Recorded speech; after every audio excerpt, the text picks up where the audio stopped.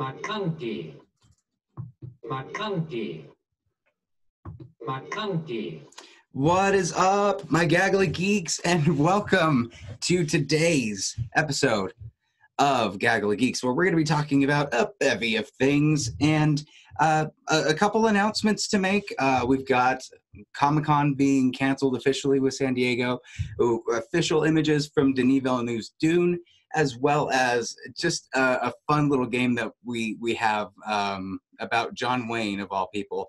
I'm your host, Patrick, and with me, of course, is your boy, Chaz. Chaz, how's it going? What's up? It's going good. Well, you are looking crisp, my man. Am I looking crisp? Yep. Let's get down to brass tacks, man. How has your week been? What has been like your content that you've been binging? Oh, well, so this week's been kind of stressful. Yeah. But with the news of Dune, it got me really stoked. So I've actually been watching a lot of Denis Villeneuve's films. Interesting. Now, you had talked to me about this, that we're going to be doing kind of a big preview of all of Denis Villeneuve's films, a full review that you're working on for the site, right? Yeah. Okay, so where are you starting with? What are some of the movies that you wanted to go with? And why did you decide to do this? Because I love him. He's one of my top 3 filmmakers, and so seeing the pictures from Dune, I'm like, this guy is going to inspire us this year. Him and Christopher Nolan, dude. Like, those are the 2 films I'm looking forward to the most. So, I've just started with his first film. Well, not his first film. I don't know where to find that one, but Polytechnique, which is on Amazon Prime, and then just went down every year that he's released something.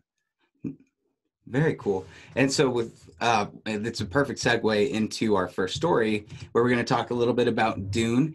The first images, exclusive looks at Dune with Timothée Chalamet, Zendaya, Oscar Isaac.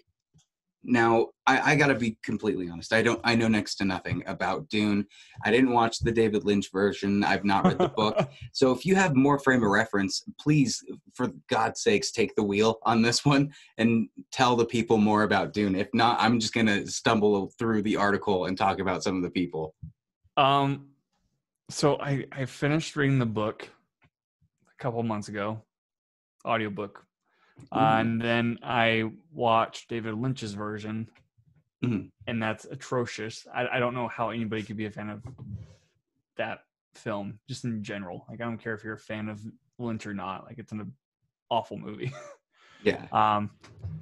But basically, it's about this planet. I think it's called Araki. No, what's it called? I don't know how you pronounce it. Hold on. Arrakis?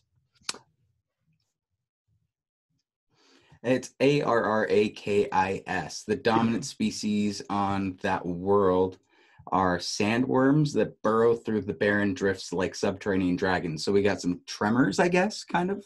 A little bit of tremors. And they go on this planet basically to get what they call spice, which is like a valuable thing, kind of like how oil is for us. And it's about these families battling it out. Basically, what it is, though, is it's the foundation of Star Wars and Game of Thrones and like all these major sci-fi fantasy stuff that we're familiar with. Without Dune, there probably would be none of that. Okay. Like, it's a huge influence to all that. So that's interesting. With that being said, Denis Villeneuve was super passionate about taking this on.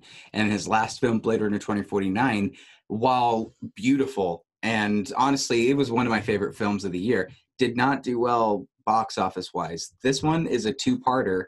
I think he's already greenlit to do the second, or have they shot them both together? Do you know?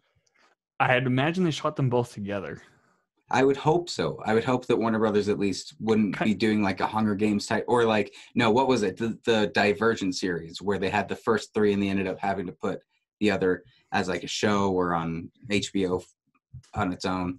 Yeah, because I think it's kind of like Avengers, how they filmed those Avengers movies back and back. Gotcha. So I'm hoping that's the case they're taking. And this isn't something like Divergent where you just have Shailene Woodley and a bunch of no names. It's actually jam-packed. I want to list off some of these. Excuse me. This is This is a picture like with the entire family, as they call it, the House Atreides from left to right. Timothy Chalamet, Stephen McKinley, Oscar Isaac, Rebecca Ferguson, Josh Brolin, Jason Momoa, many others that aren't even shown in this. Zendaya is in this as well. It looks jam-packed. It looks like everyone. It looks like the Avengers mashup, but for like artsy-fartsy people, you know? Like if A24 could do an Avengers movie. Is that weird? I know it's not even A24. It's Warner Brothers, which is great. Weird for them to be like, let's take a risk on this and be like, but fuck Zack Snyder. We're not doing anything with this Justice League movie. Yeah, well, and like you said, Blade Runner was a box office flop, essentially. Which is interesting because the first Blade Runner was also box office flop. And with Denny, it seems like Warner Brothers, even though Blade Runner was a box office flop, they're giving him enough credit to take on Dune, which is probably even bigger than Blade Runner. Yes, well, because it'll be a two-part. And I guess they're kind of banking, like, even if this one doesn't do successful, that they're going to commit to the second one, which good for a studio to do that. I really, like, that doesn't happen a lot, especially when they're in the realm of, like, making as quick of a buck as possible for remakes and reboots. This one seems to have a way more, like, care and attention to it. Right. And, oh, you know what, though? Oh, hold on. Turns out they don't have as much care and attention to it. Oh, no. Bear with me. So, because Blade Runner's budget was between 150 to 185 million dollars. Yes, and this one's supposed to have just about that much, right? Around 200. That's what I'm trying to look real quick. I don't know if Wikipedia is going to have it, but we're going to. As you're looking, I'm going to kind of describe the images that are going to be up on the screen. So, like, Josh Brolin's armor. Josh Brolin and Oscar Isaac both have this armor. It looks like Josh Brolin's the leader of it. It kind of looks very Thanos-y. It's gonna be funny to not want to draw comparisons with Josh Brolin and Thanos for anything he's doing, especially because he's got that goatee that looks very Thanos-like. Oscar Isaac, boy, like, man, if I could be quarantined with a man, you know what I mean? It would be him in that suit and just be staring at me from the corner while I eat filet mignon medallions and flick sweethearts at him, you know? Dude, that him and Josh are definitely like dad vibes. Like Oscar Isaac has a very dad vibe. Yeah, definitely. And like that, the picture that they released, he's like looking over his shoulder and like this cool plate of armor with a nice gnarly beard, dude. It looks kind of like a death shot, though. You know, like one of those shots where it's like, I'll see you next time. Or like they're about to go on the mission and they're panning in on the one that is like, we're making it very sentimental to show the point that we're going to murder him in front of you pretty soon. Oh my like God. When they showed Black Widow, be like, see you guys soon. And then they did the transport. There's also a very Zorro-esque looking shot of Jason Momoa, unshaved. Or actually shaved. Shaved, ladies and gentlemen. This man has no beard. And he literally, I would be down for a goddamn Zorro remake if Jason Momoa was Zorro, right? Oh, yeah. I'd be into that. Did you watch the Antonio Banderas Zorro? Not to sidetrack completely. The first movie was actually one of my favorites when I was a child. Boy, that was kind of a superhero movie, right? A little bit. Oh, definitely. And Antonio Banderas and Anthony Hopkins. And Catherine Zeta-Jones. Oh, my God. Catherine Zeta-fucking-Jones.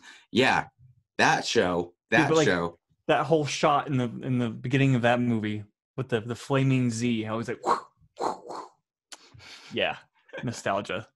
The only person that's not shown in this is Dave Bautista, who is playing a sinister Harkonnen enforcer Glossu Robin. What do you have about that character? What is he?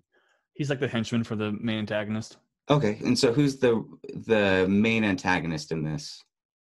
I believe it is Stellan Skarsgård. Stellan Skarsgård. Interesting. That would be a more elegant, older, so like a hierarchy of a family, maybe. Like. Yep. Okay, gotcha. So, And we didn't talk about the Timothy Chalamet official photo, which set the internet ablaze and set Twitter afire. Every single female's Twitter account turned into a water slide. It was crazy. First look at Timothy Chalamet in Dune. I think it's a great shot. Hell yeah. It looks really different from the other shots, though. Like as far as like tone goes, It looks moody. it looks very Chris Nolan. Or like just across that way is like the beginning of Rogue One. Yes, dude. Denis Villeneuve. So he did this for Prisoners, and he did this for Blade Runner 2049, and now he's doing it for this. He always places the subject on the right side of the screen and leaves the whole left side like open, and like it's a full-on noir kind of vibe. Yes. Oh, totally has a noir vibe. Well, especially with like Timothy Chalamet is like the most brooding motherfucker in his age demographic right now in Hollywood. And to give him like a pea coat and let him walk around a beach in stormy clouds, like, dude. Okay, so here's the if question. they remade Twilight, we know who would be Edward Cullen. Here's the question. In this one shot that we have with him, with the ships in the background, right? What kind of music do you think's playing in this one shot? Ooh, interesting. Well, let's talk about who's doing the score, because I believe it's Junkie XL, right? Nope. Tom Rothland something? Nope. Hans Zimmer? Yep. Okay, so I thought Junkie XL had a part of it. No, Hans Zimmer turned down Tenet to work on this film.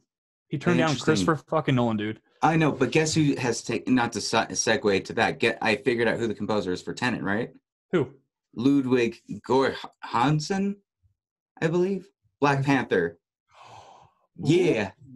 And Mandalorian, baby. He's going to be in that. I love that composer. And he did Creed. Like the Creed score is, dude, Creed score is my pump up. Okay. Before gyms weren't terrifying to walk into and not allowed, in fact. It was actually a good swimming one. You know what sucks? I realized I can't swim ever again unless like I own a pool. Because of COVID? It's just not going to be a thing for a long time, at least. I mean, if movie theaters aren't a thing, a pool is never going to be a thing. You could just dress like Jake Gyllenhaal in Bubble Boy. Oh God, yeah, just like kind of a rat in a tube, spinning around. Okay, that is our quick but long thoughts of Dune. Leave a comment down below. Tell me what you think. Any final thoughts about this? I know you're looking forward to it. Tell people what the first Denis Villeneuve thing is to check out, when they can expect it on the site. The first one will probably be his first film I watched, which is Polytechnique, and that is streaming on Amazon Prime. It's a Canadian. The thing with Denis is that he's a French Canadian, so there's some of his movies that have subtitles. So if you don't like subtitles, I'm going to try to convince you to watch it because it's great. Very nice. And when can people expect that? Probably the next week for that one. Sick. All right. Well, moving on to the next thing. This is our main story of the day. San Diego Comic-Con is unfortunately canceled. It's gone. There's just, yeah. What else? What other ones can I do? Let's go. Tell us the reason. It's just. Tell us the reason why. Why are you putting people through this? I think we should have realized for a while now that this was going to be canceled, if anybody's just super shocked about it. But we've got the article from the Hollywood Reporter. This is the first time in its 50 years that it's been canceled due, of course, to coronavirus. 50 years. Oh, my God. Yep. This was going to be would this be its 50th anniversary then that it was canceled? I have no idea. I've never been to Comic-Con. If that's a sign. Let me go ahead and read some of the quotes. Extraordinary times require extraordinary measures. While we're saddened to take the action, we know it's the right decision. Of course, said Comic-Con spokesperson David Glazer. We look forward to the time we can all meet again. It looked like there are some deals where some people that had passes automatically get a pass for next year. They've already planned out dates for it. But with that being said, this is going to be something that we're going to have to, unfortunately, be looking at when it comes to a lot of festivals. For instance, in Utah, we've got the FanX Festival, which We've petitioned, we were actually submitted to have a Gaggle of Geeks panel at this live full panel. I actually have not talked to you about this yet, Chaz. I just realized that. Yeah, this is news. So I guess what's your reaction to that? We might be at Fan X if they do it. And then also, my main question, what are your thoughts on if it's going to last to that point? Like what's going on now?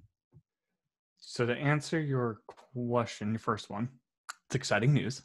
Yeah. The second question, if it gets to the level of like Comic-Con being canceled, I wonder if FanX can learn anything from that and offer like online panels. Interesting. So you would maybe have it be a way that the vendors can still like basically take up the entire space, because we already know based on, and this is kind of going to be just for Utah people or anybody that's gone to FanX, the Salt Palace is very cramped. It's very huge though. But it's very huge. And a lot of that crampedness is due in fact to having tons of people in those designated spots, and B, all of the panels and stuff going on. So if I'm not mistaken, Chaz, your idea would be we do these panels separately, maybe make it so that all of the vendors can be spread out more around the entire palace. I don't know about that. I'm talking more like they set themselves up and it's like an online thing where people could tune in from like quarantine style, basically, from like their own living rooms or whatever. I don't know. Yeah, it's something to think about though. I definitely am curious as to what they're planning with this, because I know right now they're expecting everything is going to be fine by that point, or that we can at least see a lot of improvement, which it's not till September. It's very possible. Like that's not outside of the realm of possibility. If it were in July, I would be doubtful, but maybe we're not super doomed yet. I don't know. Do you think that's enough time? Well, we'll see how things play out in the real world without bringing politics in, but it's not politics if it's science and a pandemic. Tired of it.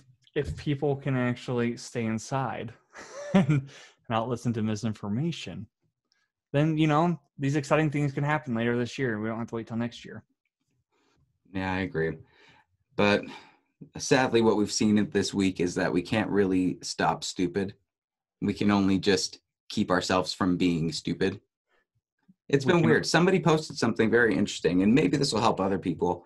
Chaz, I am crazy when it comes to doing the shit posting about some of the stuff. And it's fun, and it totally helps with my anxiety, totally. But somebody put up a good meme where it was it had like a little graph of barriers and like little stages of what you go through during like this pandemic, right? Right. And I gotta be honest, most of the phase 1 reactions that are like only for fear, I like hit every bullet point. If you're acting out and commenting on stuff and rage posting, I was like, shit, okay. That's me. And from that point on, I saw the other things where it was talking, the other bubbles, and the next phase was kind of talking about like, just maybe not like keep yourself informed and everything. And I still think it's not shit posting if you're giving updates, if you're putting up a post that's talking about like public service announcements, and Facebook is full of misinformation. I think those things are important. It's how you do it that I'm learning needs to be adjusted a little bit. Yeah. So I don't know. It's interesting. Maybe going into more of a place of accepting that these crazy people are going to be running around doing everything, and we can't really stop that. But things like Comic-Cons or Fan X's, finding ways to prevent not just like the people that want to protest and maybe attend or whatever, take away their religious freedom or whatever the crap that they're complaining about. We all know it's very political, and most of the people that are Republicans are still staying home and are being fine. But there can be a way to do it virtually. I agree. I hope there's a way. Where there is a way, there is a will. Is that the saying? Yep. And shit, if we're able to do this, I'm sure that people can figure it out. You know what I've noticed? We've got a better setup than a lot of late night hosts do. I haven't watched any of the late night stuff. like they've started to pick up on it, but Conan, he's just on a flip phone pretty much. That's it. Colbert's got a nice setup, but I think we're beating some of them for sure. Who do you think has the nicest of them all? Like, who do you think has a Ellen for studio? sure. Ellen in looks the- like she's in a goddamn villain's mansion. Like, it's crazy if you watch anywhere she's living. So okay, so I don't have TV. Like, I don't have Oh, just Cable? on the internet, man. I just have them on the internet on YouTube. Those are still going. Like if you like Seth Meyers, he does the closer look segments. He's still doing those. He just had John Mulaney on. Yeah, they're still going. But those setups, like round and back, they're not as good in some cases. Maybe I'll be biting my words later, but I don't know. What else do we have for this? Moving away from San Diego. Well, actually, was there anything else you want to talk about with this? Nah. Well, I mean, I feel like it's just a quick update. Like, it's not something that's like, we have to explore why. Well, I wonder if with this being canceled, because they used to release like a lot of secret trailers or previews at Comic-Con to like add to the hype. I wonder if they're going to be willing to release it on YouTube since everybody's stuck at home and still get all the hype. That is a good question. I wonder, a part of me has to kind of question what they even have at this point, you know? Because maybe I worry that, like, say for Marvel, right? If they had a panel of announcements, all of their dates have shifted. Yeah. Do you think? Because I don't want to have like the Batman v Superman effect where there was like 4 or 5 trailers because it took so long to release that you basically got everything. I'm worried we're going to get that with Black Widow, sadly. That we might get just a lot given to us because we're waiting. Yeah. But Wonder Woman 84 could have had a lot of stuff. And Wonder Woman 84 has a lot of secrets still that could be good. Okay, but do you think her suit should have been best kept secret? The Angel one? You know, I kind of wish the Archangel thing was kept a secret, but I mean, I don't know. Well, as far as marketing goes, I've now come to the belief that if you're watching a trailer, you're kind of already taking that risk. Like, no marketing team is telling you that we're not going to spoil something when they give you a trailer. So that's your choice. Yeah, and I've also learned that a lot of the trailers are out of the director's hands. Exactly. It's the marketing team more than anything. That's why Suicide Squad was so good in the trailer. I'm glad Only in the trailer. I'm glad you clarified. Which, funny enough, the movie ended up being edited by the people doing the trailer, so it can't really transfer very well. Yeah, stick to trailers. In a bit of holy shit, that's weird news. We always have to round back to my boy Batman and talk about Batman news. And this is a fun blast from the past news that I saw. This is an article that came from Empire about if you've heard of the rumblings of many, many projects that Batman had that have gone, let's say, under the radar. So that, like, for instance, the gap between Batman and Robin and Christopher Nolan's Batman Begins had a lot of projects that did not go through. Do you know much about these? I glanced at one article today. I wonder if it's going to be the same thing you're going to. I hope it is. That would be good. Because I'll preface a couple of them before I get to the main thing. But for instance, there was going to be a Batman Beyond, or an attempt at trying a Batman Beyond film. There was Tim Burton. There was Joel Schumacher actually continuing and making another film after Batman and Robin called Batman Triumphant that would feature Scarecrow and Harley Quinn, and would actually pull back to Jack Nicholson's Joker and bring her in that world, like she was a part of that. But there was one that was going to be very similar in tone, in a sense, to Christopher Nolan's. It was going to be a reboot of the character, and it was going to be based on a comic book, Batman Year One. I'm talking about Darren Aronofsky's Batman. Yep. So Batman, this was a film that actually went pretty far in as far as production goes. There was costume designs. There was set designs, like sketches of certain things. If you look online, you can see the cowl. You can see kind of the costumes that they were going for, and they were going for a traditional Year One look. Now, Darren Aronofsky was able to, well, I guess, I don't know if they talked to him or, they talked to him about kind of what went wrong with it, why they ended up going with the other one. And I'll just go ahead and read it. The studio wanted Freddie Prinze Jr. and I wanted, I'll let you say it, Chaz. I don't know. What? Okay. Shit. Well, that was a horrible. Come back from this. Damn Come it. back from this. Woo! Did it. Joaquin Phoenix, people. Joaquin Phoenix was going to possibly be Batman. I don't know how to feel about that. It's very interesting. It's so funny in a lot of ways, and I'll talk a little bit about what he says. So the studio wanted Freddie Prinze Jr.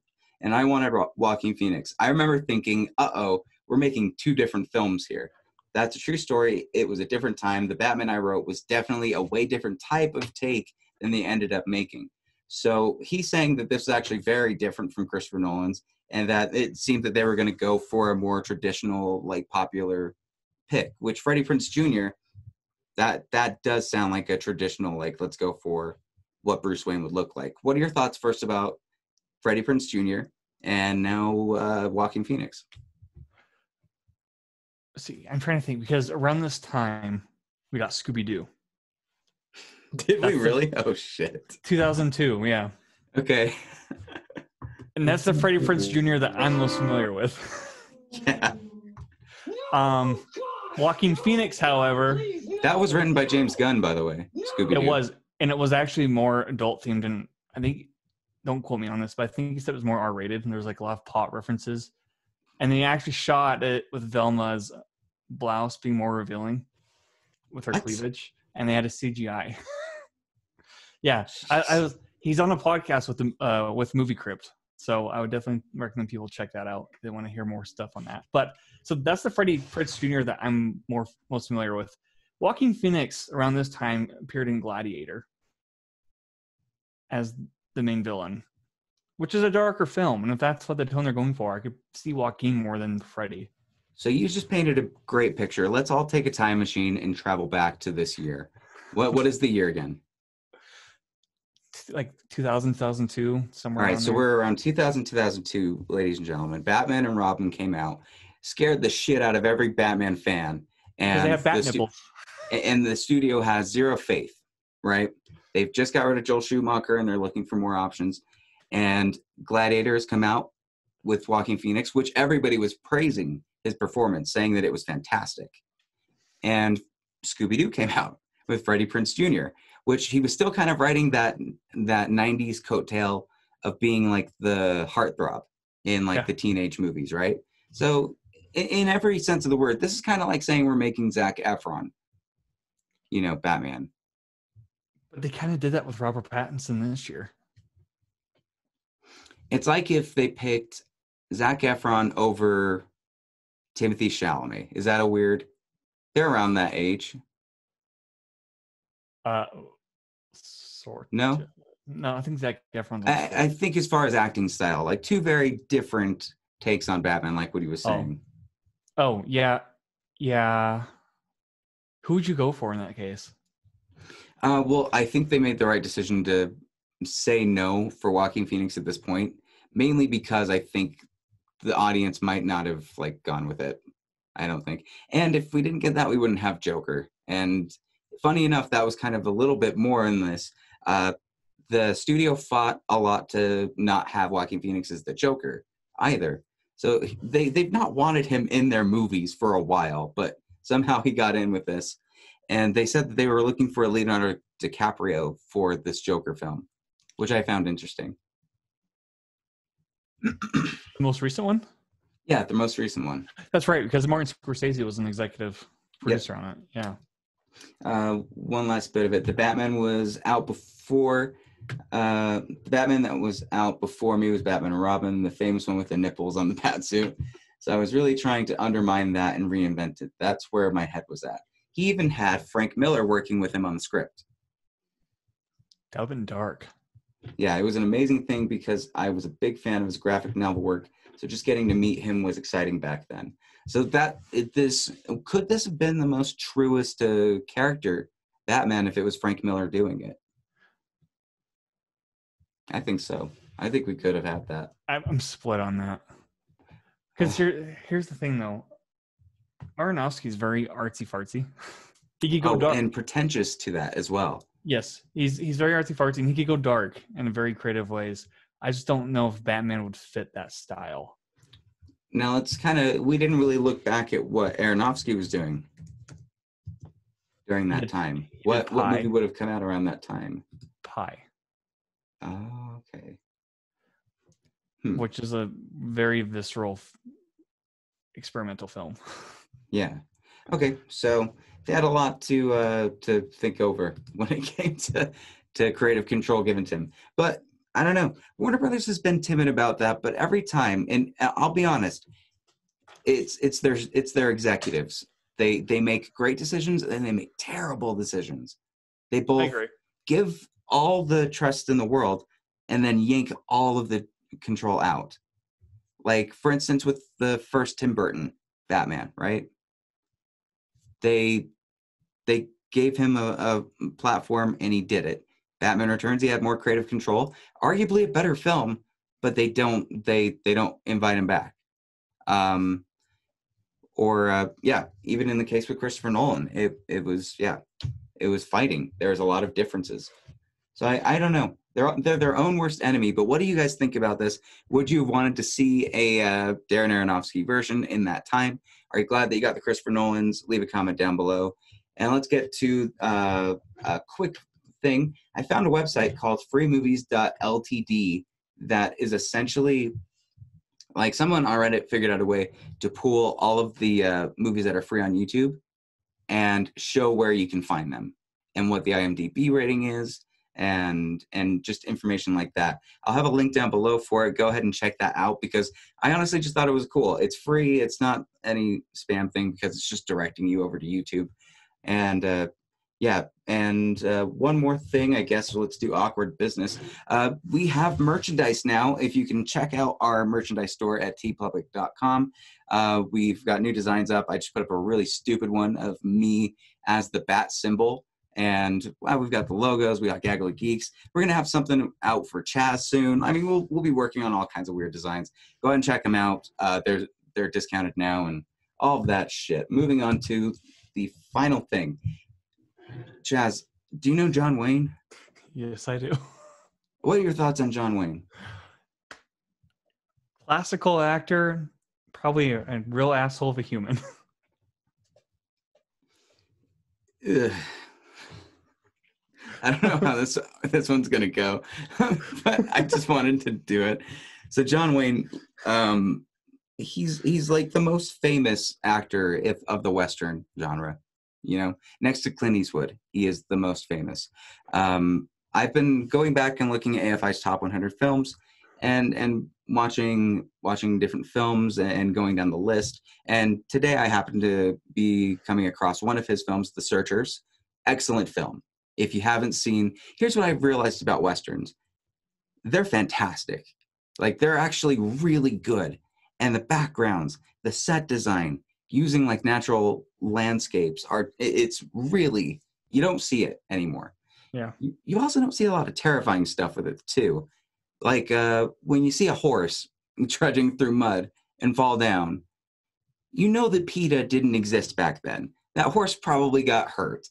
There's probably an issue with it. What do you think about Westerns? I love Westerns. What's your favorite? My absolute favorite is probably 310 to Yuma. Ooh, James Mangold. Yeah, that's one of my favorites I can revisit quite often. Of the older ones, probably it's one of the spaghetti westerns. Like, I'm just check it out. It's classic. So I like them, and I like how they're making a comeback, especially with like the neo westerns, like Hell or High Water. Yeah, like those are fun. I'm excited for westerns. But Steven Spielberg, yeah, that's a tangent, but yeah. Well, here's what we're going to do for this. First, I'm giving Chaz a link to an article that came out in 1971 on Playboy. This was a Playboy article with John Wayne, and this made the rounds on Twitter back in 2019. Unfortunately, I wasn't on Twitter back then, so I had to hear about it reading later on. And I just, after seeing this movie, because the movie it's very good, but at the same time, John Wayne's character specifically has very much a prejudice against Indians. He's a Confederate soldier that refuses to give up his army stuff. Like he's America's superhero before America got woke and realized that that was a very bad idea to be like, let's actually hate Indians and Native Americans and, you know, just be horrible. Like there's a lot of that, and it along with heroic stuff, even superhero stuff. Like I noticed there's a lot of parallels between that. And what we have here in this article, we're gonna scroll through a lot of it. I guess I will play John Wayne in some of these, but before you look through most of it, I'm gonna, you know what? Fuck it. We're just gonna do it like this. Hold on. Hey, I like your cup. I do too. I spit in it from time to time, and then I drink it. And I drink the spit back up and I spit it back up. Okay, so after looking through this, realize that let's just get to the point. John Wayne is a piece of shit. Like, John Wayne is a fucking piece of shit. You motherfucking accuser! Like, he's just... Accuser of the fucking brethren, you motherfucker! He's crazy. He's just crazy. A crazy white supremacist when it comes to this. I wanted to do a quick back and forth. And I guess maybe I can find... No, there's nothing that I can really find that's... Let's see. Who said this? Was it John Wayne or David Duke, Chaz? Let's go with that, right? So let's see. Maybe there'll be. Let's see. All right, so this would be the game of who said it, David Duke or John Wayne. I don't consider myself a racist. I don't hate other people's, but I certainly want to preserve my own, and I think that's true of all people. John Wayne? Nope, David Duke. Okay. All right. Let's see. I'm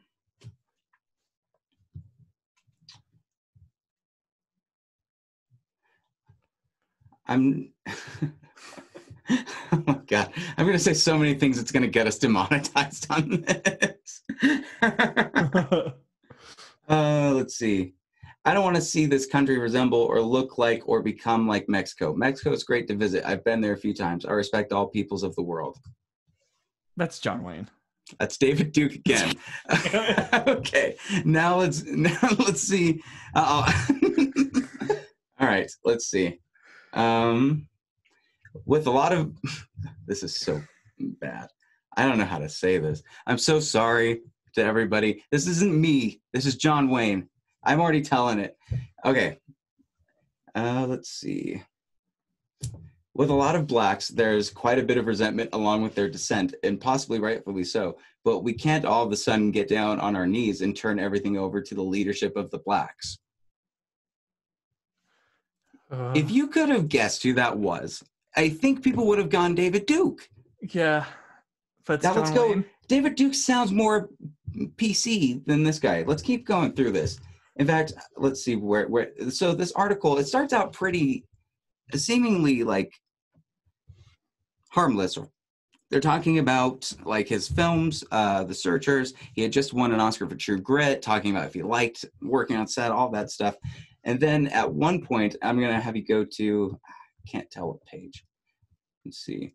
1, 2, 3, 4, 5, 6.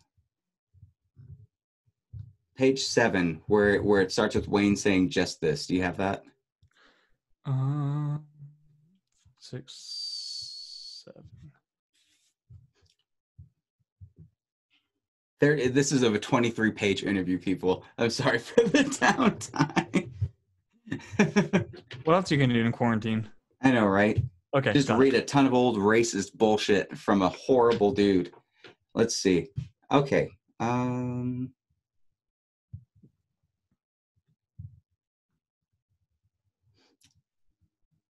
So basically, he's blaming the new film on what their version of millennials are, essentially saying that they're all communists because back in the day, communism was socialism and all that stuff.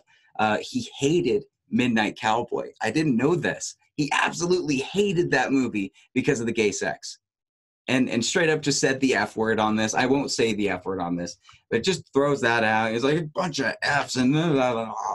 And then at this point, the Playboy article is like taking its turn. You could tell the reporter's like, oh shit, I got to talk about this now. And she's saying like, you blame all this on the liberals. And he basically says they're too progressive. The commies are here. They're basing stuff off communism philosophy, and then talks about someone named Angela Davis. Now, I had to look up who Angela Davis was because that is important to at least this context. She's one of the. Oh my god! Yeah, she's an American political activist. I mean, she's incredibly. She's one of the heroes, you know, of the civil rights movement and of like just, you know, Black progressivism, you know, and I guess we'll go here because this is where I was like, this guy is crazy. Some of the stuff he says with a lot of Blacks, there's quite a bit of resentment with dissent, leadership of the Blacks. Let's see. It's not my judgment. The academic community has developed certain tests that determine whether the Blacks are sufficiently equipped scholastically. Basically saying that he doesn't think Black people could be in college. I mean, and like this is a guy that was born in like 1902. So it's tough to like be like, you need to be super liberal because he was born during like Civil War veterans were still there. But this article came out in 1971.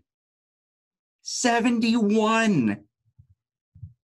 I need to find the worst thing he says because he says something where I was like, holy shit. Okay, here it is. So talking about, again, the education. What good would it do to register anybody in a class of higher algebra or calculus if they haven't learned to count? Dude, this guy's a fucking asshole. I never wanted to kick someone in the dick, like harder. That's dead. So let's see. There has to be a standard. I don't feel guilty about the fact that 5 or 10 generations ago, these people were slaves. Now, I'm not condoning slavery. It's just a fact of life. Like the kid who gets infantile paralysis and has to wear braces so he can't play football with the rest of us. What the fuck? Fuck this shit! Oh. He goes on to say so many other things, but I wanted to bring this to the attention of people that, like, if you hear somebody say they love John Wayne, and they're not just talking about him as the actor, I got to think about this a little bit. Yeah, I'm still scrolling through this. There's so much to look through. I know. I shouldn't have even brought in like 23 pages worth, but I'm going to link this down below also for you guys to check out. But this guy's a piece of shit. John Wayne's like, I knew that back in the day he was very Republican, that he was right-winged. I had no idea that he was spouting off shit like this. Like, it's, yeah. So in this segment, I guess we call let's make sure that old people get their up. I don't know what this is, but this whole thing was about his films and getting nominated for True Grit. And he turned it into something and it's this like liberal bashing racist tirade. And the Playboy interviewer is definitely like, wait, what are you even talking about? Where is this coming from? Mm-hmm. And he goes on these long tangents. Dude, what the fuck? Right? It's insane. Like the Alamo is another of your patriotic films. What statement did this picture make? And Wayne says, I thought it would be a tremendous epic picture that would say, America. Oh, we haven't even done the accent yet. Why haven't I done that yet? Let's see. Do you think Indians encamped on Alcatraz have a right to that land? Well, I don't know if anyone else wants it.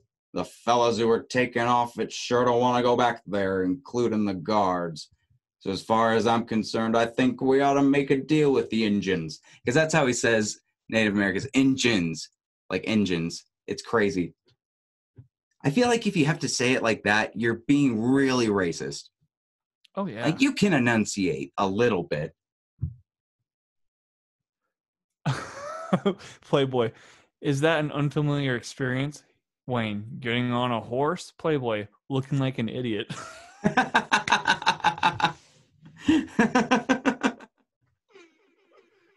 Amazing. That's what this needed. It really does seem like it's very much maybe they went to him when he was just too old, and just wanted to say everything at this point. Racist caviar for everybody in his home. And here's the irony. Ready for this?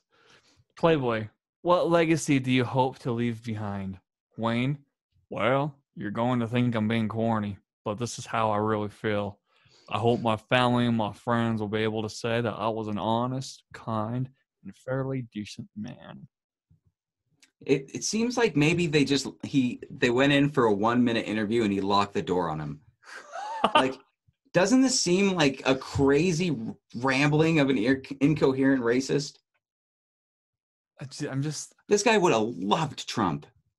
Many pessimists insist our nation has lost its dignity and is headed towards self-destruction. Relatable. Some, in fact, compare the condition of our society to the decline and fall of the Roman Empire in the last days of Sodom and Gomorrah. Sodom and Gomorrah. Well, here's a good one that I found funny. Many people would argue that alcohol may be more dangerous of a health hazard than marijuana. Would you agree? Where the fuck is this interview going? Like, they've gone from how was True Grit? Well, Pilgrim, to the blacks shouldn't have any education, to Indians shouldn't have Alcatraz, and now to there's been no top authority saying what marijuana does to you. I really don't know that much about it. I tried it once, but it didn't do anything to me. The kids say it makes them think they're going 30 miles an hour when they're going 80. If that's true, marijuana should definitely be stopped. Fuck, dude. What makes you, at the age of 63, feel qualified to comment on the fears and motivations of the younger generation? I've experienced a lot of the same things that kids are going through, and I think many of them admire me because I haven't been afraid to say that I drink a little whiskey. What? I don't claim to have the answers, but I felt compelled to bring up the fact that under the guise of doing good, these kids are causing a hell of a lot of irreparable damage. That's not even answering the whole question. It's really funny to just go through and read a random ass sentence. So, like, I just swiped down to page 22, reading one random thing. So I sat her down and went over and explained very gently to him that if he would step outside, I'd kick his fucking teeth down his throat. What is this interview? If you guys want to read, check this out. It is fascinating. First of all, to see Hollywood, for all of its glitz and glory and its liberalism, was not that way at all. And they glorified people that had this. He talked about black people being in Hollywood, saying that he basically was saying that, like, it's equal for him and them. It's not equal. It's ridiculous. This guy's a piece of shit. And even though you shouldn't say shit about the dead, I'm accusing. I'm being an accuser. You motherfucking accuser! I don't know what else to say, though. Yeah, that's a nice segue. I think that about does it for this episode, though. I had a blast with this one. How do you feel, Chaz? Did we talk a lot? We talked a lot. This is a good one. This one felt good. I hope so. Tune in next week where we are going to have another new sketch coming out. Don't know if it's going to be the blockbuster fella wanting to have a talk with everybody or a new character. Either way, make sure to tune in next week. Make sure that you subscribe to the podcast on YouTube, Instagram, Twitter. Follow on Patrick Beatty Reviews. Chaz, tell them where people can follow you. Your boy Chaz on Instagram and Twitter. All right. Hey, thank you again, as always, for watching, and we will see you at the next review.